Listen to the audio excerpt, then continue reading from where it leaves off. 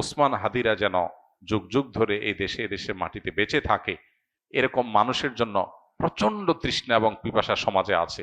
কেউ তাদেরকে উদ্ধারে এগিয়ে আসবে, নেতৃত্ব দিবে, জীবন বাজি রাখবে। অনেক তরুণী তো আমাদের আছে। কজন তরুণ এরকম স্বপ্ন দেখেন? আমরা নামে মাত্র স্বাধীন হয়েছি, আমাদের চিন্তা চেতনায় আমরা স্বাধীন হয়ে উঠতে পারিনি। আমাদের এই সমাজটাতে যে অনাচার, অনিয়ম, আধিপত্যবাদের কাছে গোলামি করা, মাথা নত করা, এই জিনিসটা আমাদের দেশে দীর্ঘদিন থেকে হচ্ছে।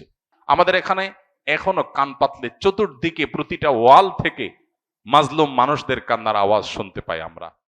ইসলাম আমাদেরকে সবসময় সৎ কাজের আদেশ এবং অসৎ কাজে বাধা প্রদান করার কথা বলে, অন্যায় অনাচারের বিরুদ্ধে অবস্থান নিতে বলে। ইসলাম আমাদেরকে বলে সবসময় আমরা নিজের ব্যক্তি স্বার্থের ঊর্ধ্বে অন্যের কল্যাণ সাধনে নিজেকে নিয়োজিত করব। ইসলাম আমাদেরকে বলে আল্লাহর রাহে নিজের জীবনকে নজরানা হিসাবে পেশ করার জন্য স্বপ্ন আমরা লালন করব। তো এই বিপ্লবী তরুণ সেই কাজগুলো অত্যন্ত সুন্দরভাবে সুচারুরূপে আঞ্জাম দিয়েছেন। আমরা দোয়া করি আল্লাহ তাআলা তার ভুল ত্রুটি সবকিছুকে ক্ষমা করে মাগফিরাত নসিব করে তাকে শাহাদাতের সর্বোচ্চ মাকাম দান করেন। একজন মুসলিম তরুণের জীবনের সার্থকতা কি, এটা এই তরুণ দারুণভাবে বুঝিয়ে দিয়ে গেছেন। আমাদের তরুণদের বড় অংশ তারা ভোগবাদ, খেলতামাশা, আনন্দ বিনোদন, হেয়ালিপনা এসব কিছুর মধ্যে ডুবে থাকে। পশ্চিমারা আমাদের ধার, আমাদের স্পিরিট, আমাদের গতি, আমাদের পাওয়ার, আমাদের ইমানের শক্তি, এগুলো সবগুলোকে তারা ভোঁতা করে দেওয়ার পরিকল্পনা হাতে নিয়েছে।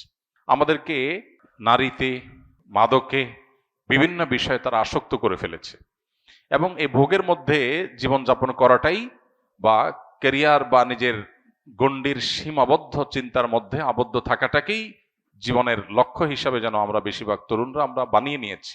তো এই গণ্ডি ভাঙতে পারা, ভয়কে জয় করতে পারা, মৃত্যুকে ওয়েলকাম করতে পারা, মৃত্যুর জন্য অপেক্ষা করতে পারা, এটা ইমানদারের চরিত্র।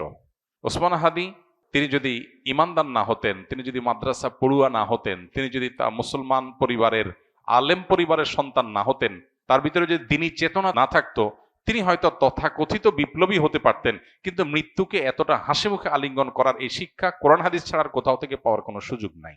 অতএব আমাদের প্রত্যেকটা যুবক কিভাবে তিনি ন্যায়নিষ্ঠ হবেন, কিভাবে তিনি দেশের মানুষকে, মুসলিম মিল্লাতকে অন্যায়ের হাত থেকে রক্ষা করবেন, আধিপত্যবাদের বিরুদ্ধে কিভাবে তিনি লড়ে যাবেন এবং ব্যক্তি স্বার্থ চিন্তা করবেন না, ফ্যামিলি স্বার্থ চিন্তা করবেন না, এগুলোর ঊর্ধ্বে উঠবেন, আল্লাহর উপরে ভরসা রাখবেন, আল্লাহর সঙ্গে সাক্ষাতের প্রত্যাশা করবেন, সেই ন্যায়নিষ্ঠ হওয়ার, অন্যায়ের বিরুদ্ধে প্রতিবাদী হওয়ার, অসৎ কাজে বাধা প্রদান করার শিক্ষা ওসমান হাদি আমাদেরকে দিয়ে গেছেন। আলহামদুলিল্লাহ, আমরা দোয়া করি আল্লাহ তাআলা তার শিক্ষা আমাদের জীবনে ধারণ করার তৌফিক দান করুন এবং আমাদের সবাইকে তার যে ভালো গুণগুলো আছে সেগুলো অর্জন করার। তার মতো আরো অনেক তরুণরা আমরা নিকট অতীতে দেখেছি, তারা দারুণভাবে নিজের কাজটা করে যেতে পেরেছেন, আদর্শ স্থাপন করতে পেরেছেন।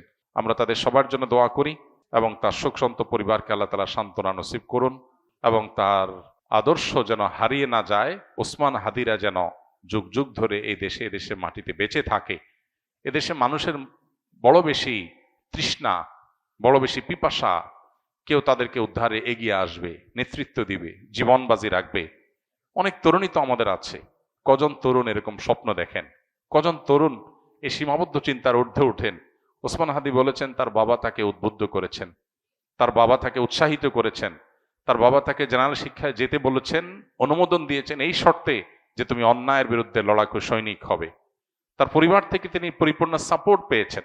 তো কয়টা পরিবার এরকম আছে, কয়টা মা বাবা এরকম আছে যে বাবা তুমি কেরিয়ার গড়ে অনেক টাকা পয়সা কামাই করবা, অনেক বড় পদ চেয়ারে যাবা, আর আমরা ভোগবাদে ভিতরে থাকবো, আমরা সেগুলো ভোগ করব, ভাবসাব হবে, সামাজিক অবস্থান হবে, এগুলো আমাদের টার্গেট না। আমাদের টার্গেট তুমি মানুষ হও, ইমানদার হও, আল্লাহ ভীরু হও, আল্লাহ ছাড়া কাউকে পরোয়াকারী হইও না, সমাজটাকে পরিবর্তনের জন্য চেষ্টাটা করো। ইমানদারের সার্থকতা হলো সমাজ পরিবর্তন করার চেষ্টা যদি সে করে, চেষ্টা করতে না পারলেও আল্লাহর কাছে সব পরিপূর্ণভাবে পেয়ে যাবে। নবী করিম সাল্লাল্লাহু আলাইহি ওয়াসাল্লাম একটা হাদিস রয়েছে, কোনো ব্যক্তি যদি শাহাদাতের আকাঙ্ক্ষা লালন করে, শাহাদাতের তামান্না লালন করে, কিন্তু তার মৃত্যু যদি হয় বিছানায় স্বাভাবিক মৃত্যু, শহীদ যদি সে হতে নাও পারে, আল্লাহর কাছে শাহাদাতের মর্যাদা সে পেয়ে যাবে।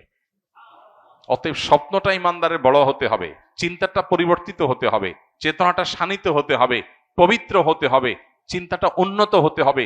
নিচু চিন্তা, সীমাবদ্ধ চিন্তা, ভোগবাদের চিন্তা, মোজমাস্তির চিন্তা, শুধুমাত্র হাসি তামাশার চিন্তা, এটা মুসলমানের চিন্তা হতে পারে না। মুসলমান আব্দুল ইবনে ওমরের, বেলালের, আম্মারের, সোহাইবের, ওমর রাদিয়াল্লাহু তাআলা আনহুর, আব্দুল ইবনে আব্বাস রাদিয়াল্লাহু তাআলা আনহুর, খালিদ ইবনে ওয়ালিদ রাদিয়াল্লাহু তাআলা আনহুর, মুসআব ইবনে ওমর রাদিয়াল্লাহু তাআলা আনহুর আদর্শের সন্তান।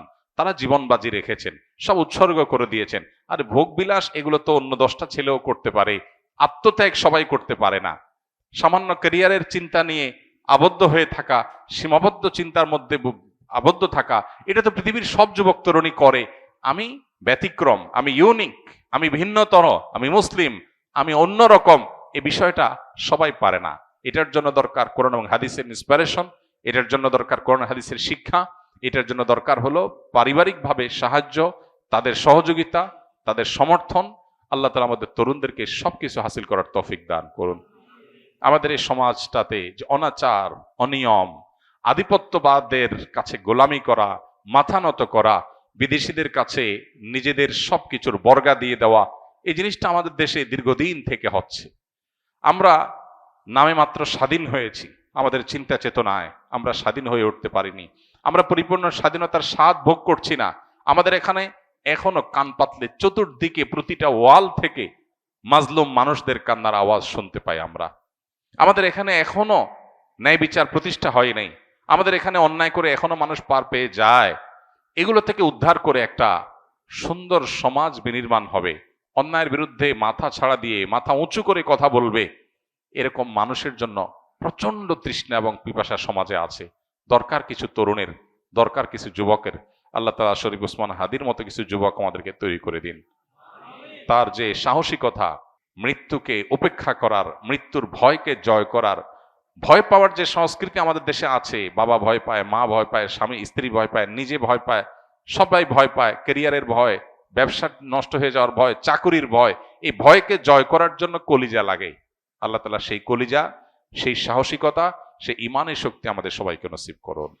এবং আবারও দোয়া করি আল্লাহ তাআলা এই বিপ্লবীকে, এই তরুণকে তার ভুল ত্রুটিগুলোকে মাফ করে কিয়ামতের ময়দানে শহীদদের কাতারে সর্বোচ্চ সম্মানের সাথে তাকে শামিল হওয়ার তৌফিক দান করুন। আস-সুন্নাহ ফাউন্ডেশন, উম্মার স্বার্থে সুন্নাহর সাথে।